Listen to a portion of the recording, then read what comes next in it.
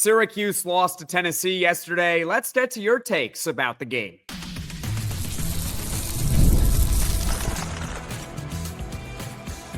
You are Locked On Syracuse, your daily podcast on the Syracuse Orange. Part of the Locked On Podcast Network, your team every day. Hello, everyone, and welcome into Locked On Syracuse. I'm Jackson Holzer. Thank you for making us your first listen of every single day here on the Locked On Podcast Network, your team every day. We are always free and available wherever you get your podcasts, whether you're watching Locked On Syracuse right now on YouTube or you're listening on your favorite audio platform. Syracuse football yesterday afternoon, they were in Atlanta, Georgia. They took on the Tennessee Volunteers.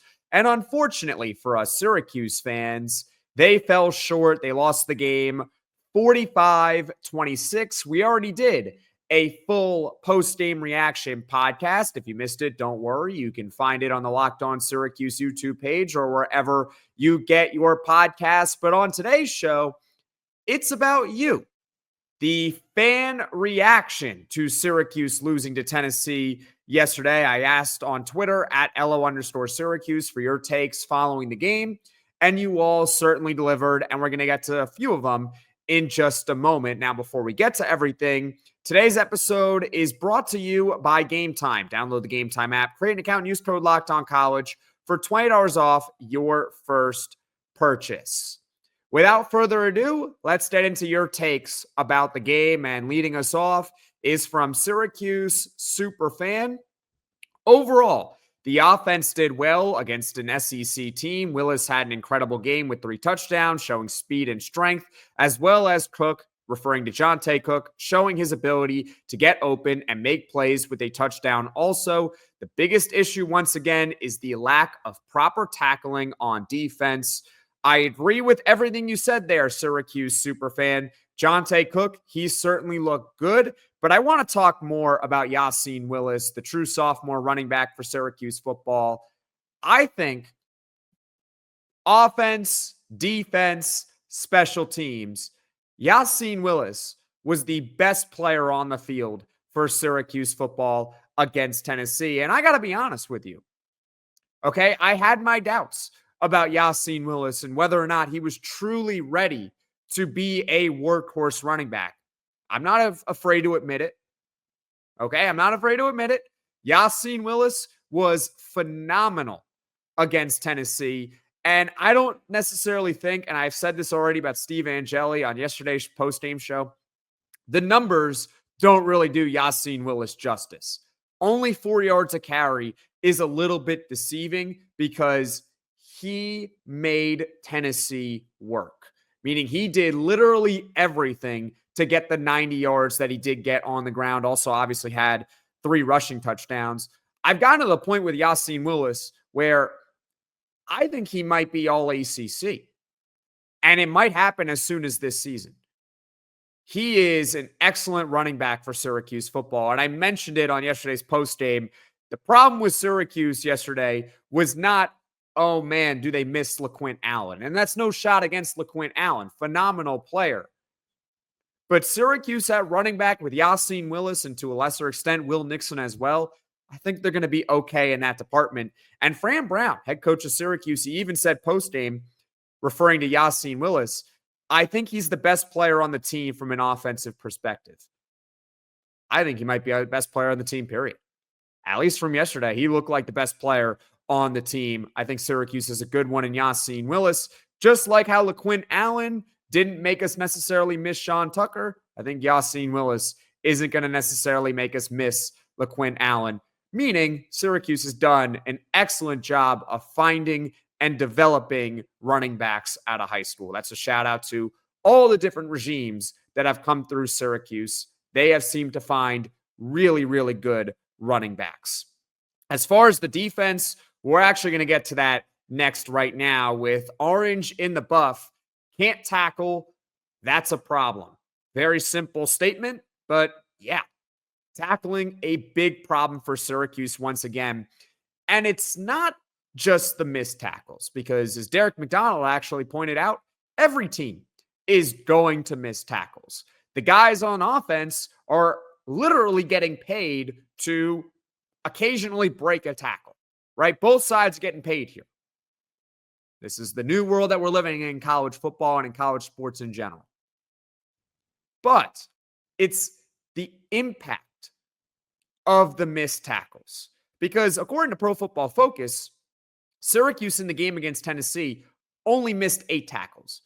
That's not that bad, actually. 8 tackles for a whole game against a team like Tennessee.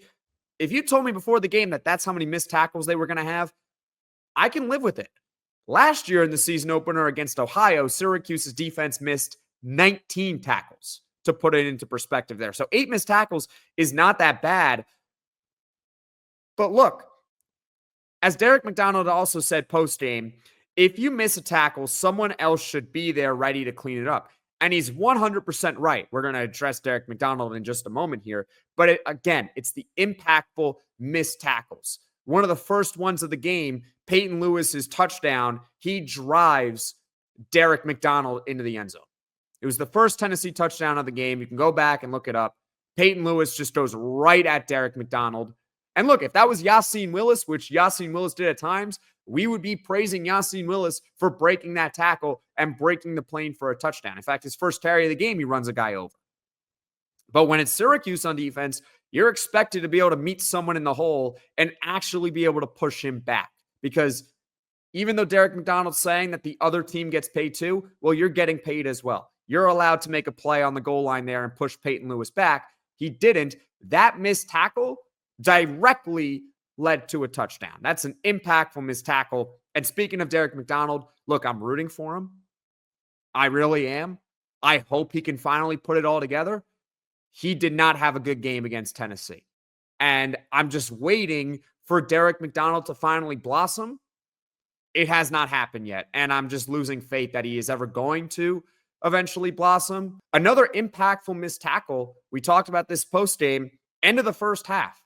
Both Deion Tank Wilson and Devin Grant on Deshaun Bishop. Instead of a tackle for loss or perhaps just no gain, it turns into a 47-yard run for Tennessee, and it leads to Tennessee at the end of the first half getting a touchdown to put them up 31-14. If Syracuse even holds Tennessee to a field goal on that drive, they get the ball to start the second half, only down 2 possessions.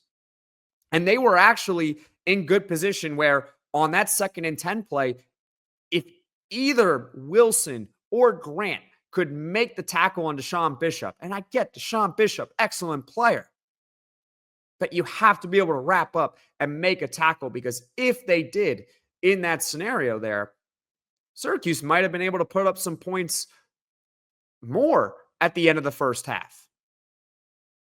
Maybe they could have made it a 7, or they were down, 24-14 at that point? So maybe they could have made it a 7-point game, even maybe a 3-point game. You never really know at that point what it could have done. Instead, Tennessee, they get that 47-yard run. They score a touchdown. When we come back, we'll continue reacting to your takes following Syracuse's 45-26 loss to Tennessee. Comment your thoughts right now in the comments section below. Stick with me here on Locked On Syracuse. College football is back, and I couldn't be more excited. The tailgates, the rivalries, the energy in the stands, there's just nothing like it. But let's be real, actually getting tickets can feel like more of a battle than the game itself. Endless queues, hidden fees, prices magically jumping at checkout.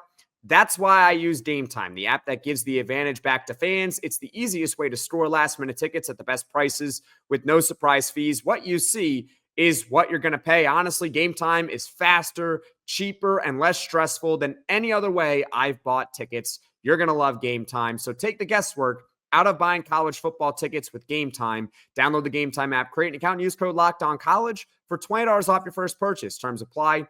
Again, that's promo code LOCKEDONCollege, LOCKEDONCOLLEGE for $20 off. Swipe, tap, ticket, go. Download Game Time today. This is Locked On Syracuse. I'm Jackson Holzer. And folks, thank you so much for making it to this point in the podcast. I hope that means you enjoy Locked On Syracuse, even though our Syracuse Orange fell short yesterday against Tennessee 45-26. If you like what you're hearing here on Locked On Syracuse, please feel free. Hit that like button, hit that subscribe button. It's completely free, allows the channel to show up directly on your feed. And also, it shares the channel so this channel can grow and reach all Syracuse Orange fans. Let's get back to reacting to your takes following Syracuse's loss to Tennessee. And let's go to Michael right here. Michael says, things are looking up. This team never quits. Yes and no, okay? You are 100% right, Michael, about the team not quitting. And that is something that I have noticed about Fran Brown through now 14 games as the Syracuse football head coach. His players definitely play for him. Like, no doubt. They play hard for him. You never have to really worry about them giving up. I've never once on this podcast ever felt like, man, they're not giving max effort here. These guys care. They play for their head coach, and they do respond to their head coach. So you're right. This team, they don't quit. They were down 17-0 to Tennessee. They could have easily thrown in the towel and lost this game 59-0. I'm sure a lot of Tennessee fans thought that that's what might happen. But no, they stayed the course. They got better as the game went on. But unfortunately, you dig yourself a 17-0 hole. It's hard to come back from. So you're right, Michael. This team does not quit. But as far as things looking up, I can say that about the offense. You know, they put up 4 touchdowns against a very good Tennessee defense. In fact, Tennessee last year, okay, Syracuse scored 26 points. How many times do you think Tennessee let up 26 or more last year? 2 times. Those 2 teams that did it, Georgia and Ohio State. This Syracuse offense is going to be fine. I have no worries really or no concerns about the Syracuse offense in general. The special teams as well. We talked about that post-game. Shout out new coordinator Ricky Brumfield because the special teams didn't notice him. And that's a good thing. I don't want to notice the special teams. The punts were fine. All the extra points they attempted were fine. We haven't yet seen them really attempt a field goal this season. So I guess to be determined on that front. But for the most part, special teams was great too. Offense was fine. Wasn't perfect. We'll get to that later on in the podcast. Those 2 things I would say are looking up for Syracuse. The defense is not looking good. I understand that Tennessee's a good team. I understand that Tennessee has a lot of talent, more talent than Syracuse football, but I did not see Syracuse really make any plays on defense, and I'm not really inspired by that defensive performance. Let's at least go through the first half for Tennessee here in their drives. Field goal, 7 plays, 59 yards. Touchdown, 12 plays, 85 yards. Fumble, which was off a missed exchange in the red zone. So that's not Syracuse forcing Tennessee into a mistake. That's Tennessee having a miscue in Syracuse's red zone. And that's why, yes, Tennessee did have a scoop and score, which falls on the offense directly after Syracuse had, I guess, technically forced a turnover. But I'm not going to sit here and let the defense off the hook for those 7 points because those 7 points would have been scored by Tennessee had they not had a simple misexchange there. That wasn't Syracuse forcing the issue and making a play. That was Tennessee making a mistake on a handoff. Banking on your opponent to consistently make mistakes on handoffs is not a good recipe to succeed if you are Syracuse football on defense. So that was the 3rd drive of the game. That was going to be a touchdown, but it turned into a fumble.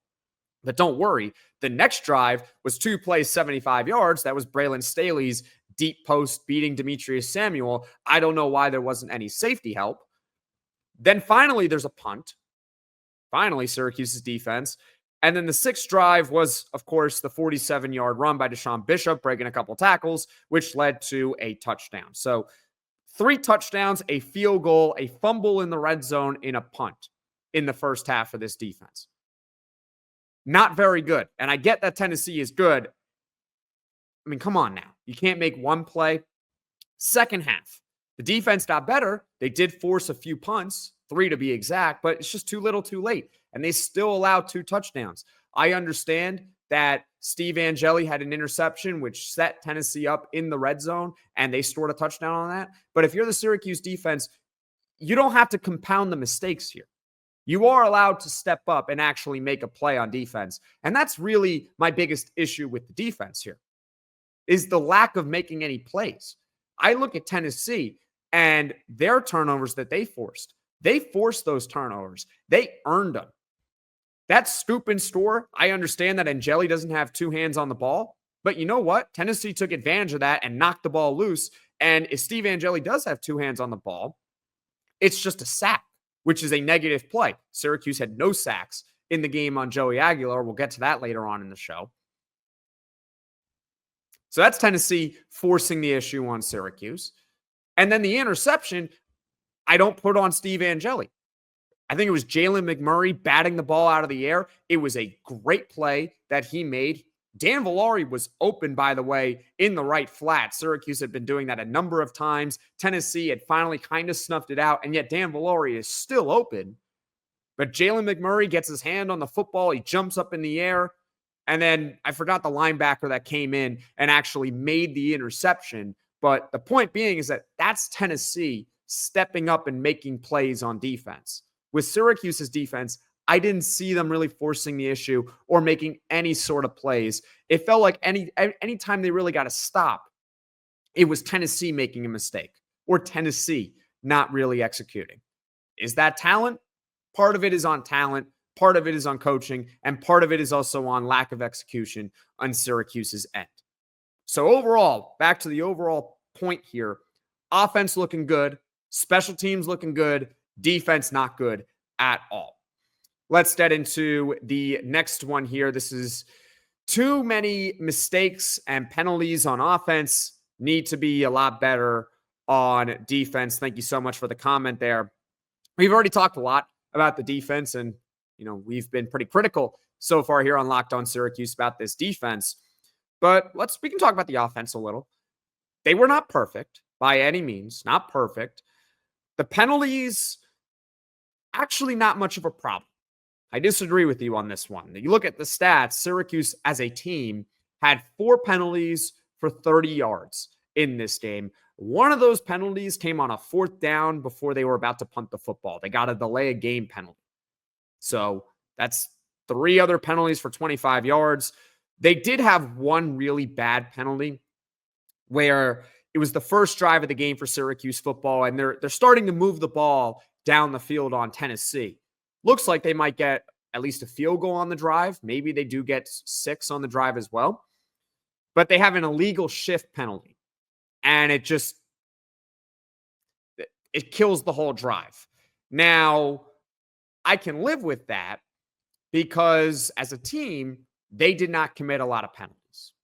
So I'm not too worried about it. I thought for the most part, Syracuse played a disciplined game on offense. As far as the offensive line is concerned, because up until this point, of all this post-game coverage that we've done, we have not talked really about the offensive line. So we can address it now. Tennessee's front is just better. Okay? We talked about it at length heading into the game, that this Tennessee front is not only really experienced, which is important to have, continuity. Syracuse's offensive line's brand new. They have no continuity up until now, I guess. They have one game finally under their belt. So Tennessee's more experienced, and they're also really talented. They're really, really good. You go look at their recruiting profiles. There's a reason why they are playing for Tennessee in the SEC. They are really, really excellent up front. Some of their plays that they made were just because they were better. At times, I felt the offensive line got flat out fooled, flat out miscommunication, not picking up free rushers. An example was on Syracuse's second drive of the game. It's a 3rd and 9 play at their own 36-yard line. There's about 3-ish minutes left in the first quarter. And Steve Angeli just gets destroyed by Arian Carter. He was untouched. Steve Angeli had absolutely no chance. Look, you got to give credit to defensive coordinator over there for Tennessee and Tim Banks. At the same time, it's a free rusher right in Steve Angeli's face. That's something that needs to be corrected moving forward. I can live with their front simply being better. I can live with that. If they're going to beat our guys one-on-one, you know what? They just have better players. What do you want us to do? We need better players then. Fine. I can live with that.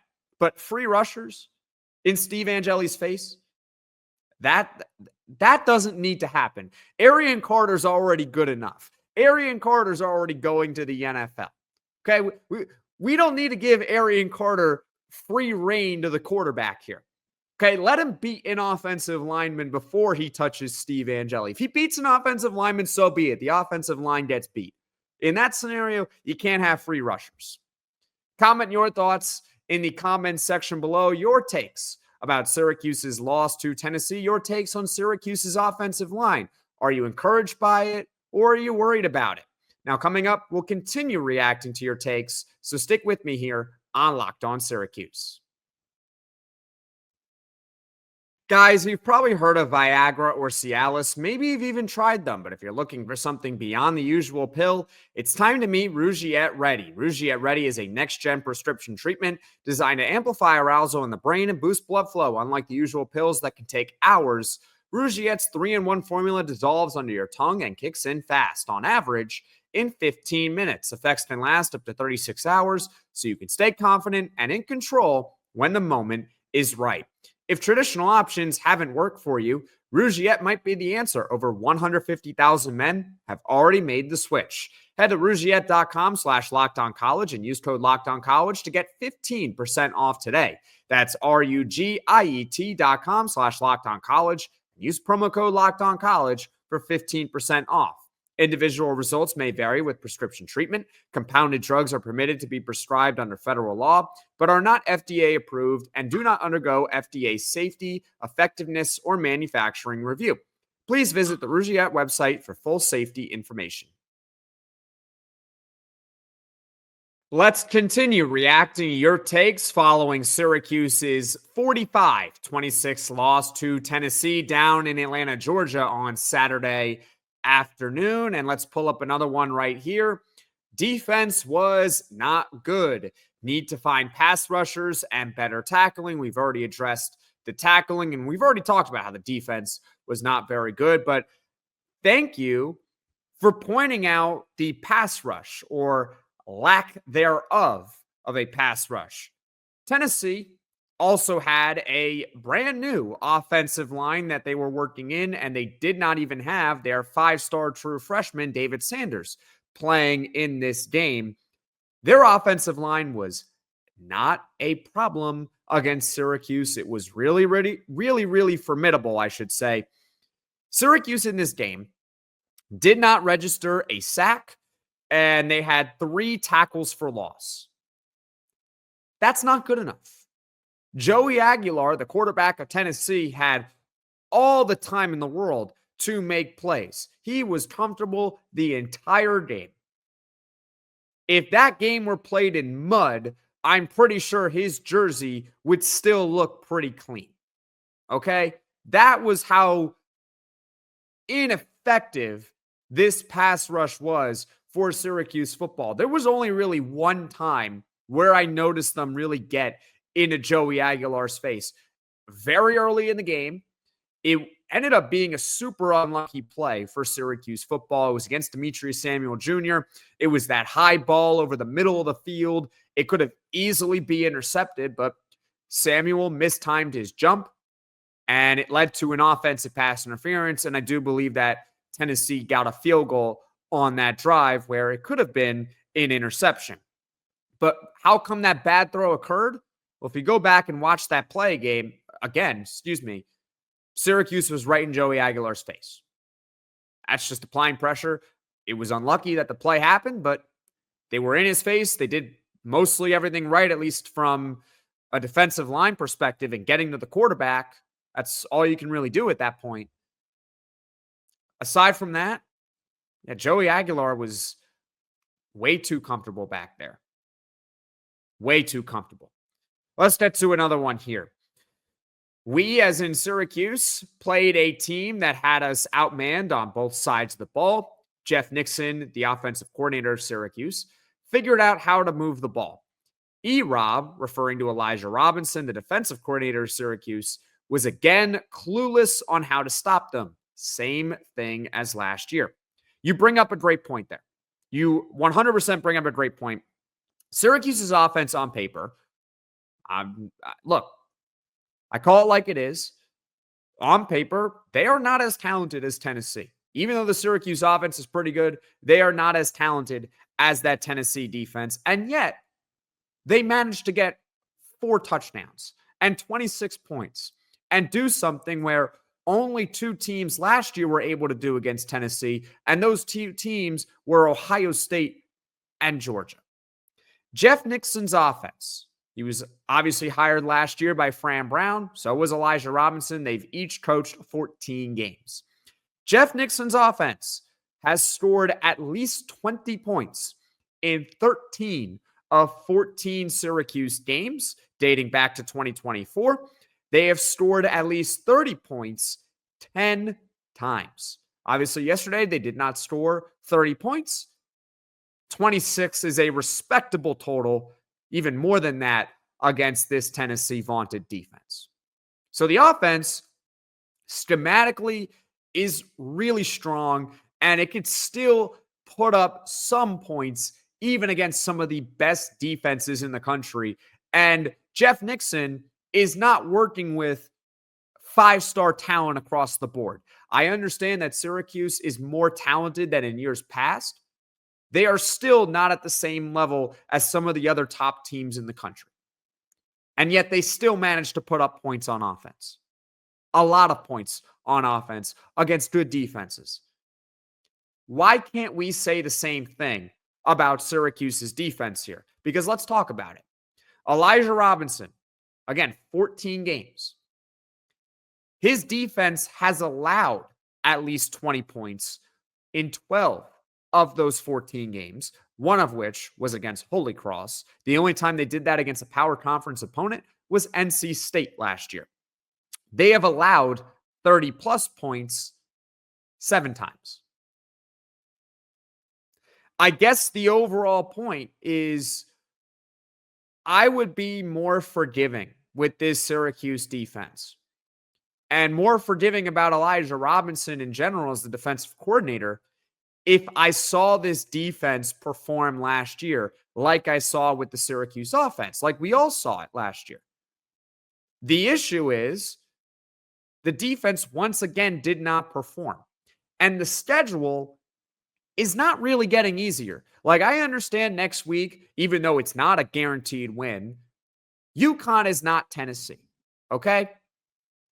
Colgate is an FCS opponent.